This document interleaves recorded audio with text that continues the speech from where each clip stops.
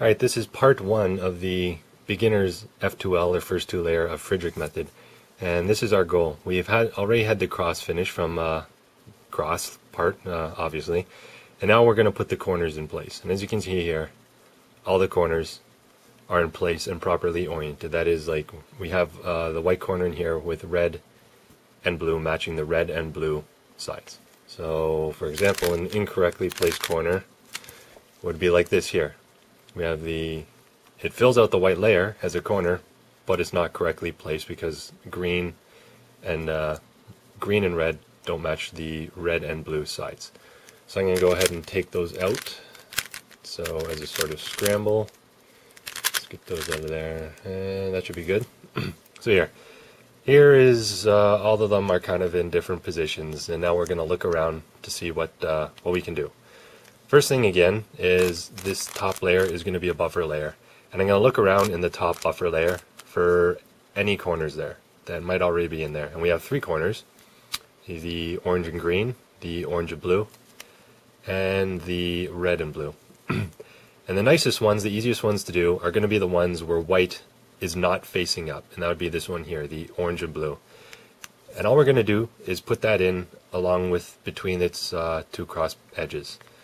So we're going to find out which place it belongs in, which is right here between the orange and blue. If you can see that, there we go. I'm going to line it up above that, and then I'm going to move it away, or rotate the buffer layer away once with the white. So if the white's facing this way, I'm going to rotate it along with that.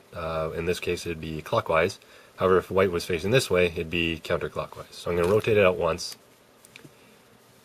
bring the opposite edge layer up, or opposite cross layer, rotate it in, and turn it back in. And as you can see here, it formed a nice little pair we have with the white and blue cross piece, as well as the corner that we're going in. Then all we have to do, rotate it back down, and now we have it nice and in place. And conveniently, when we did that, it turned this corner piece here so that the white is facing out, and this is the exact opposite case. It belongs over here.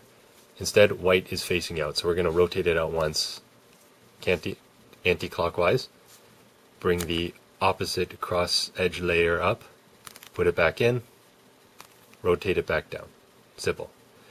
Now, when you have white facing up here, you're just going to have to manipulate it so that we get white facing out one of the sides, and that's really easy to do. We're just going to put it above an unfilled corner, like so. Rotate the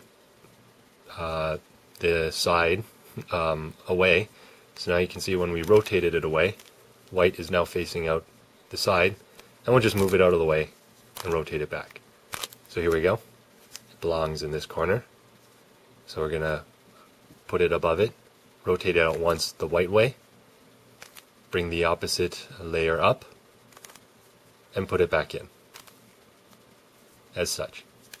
Now, for sake of example, I'm going to put this last edge piece in improperly. So say you had an edge piece that's already in place, but it's not correctly oriented, or it's in the wrong place, so we got to get it out.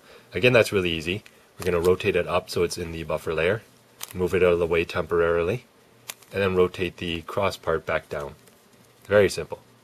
Of course, the better way to do it would have been using the other edge, because then I don't have to fix the white facing up issue.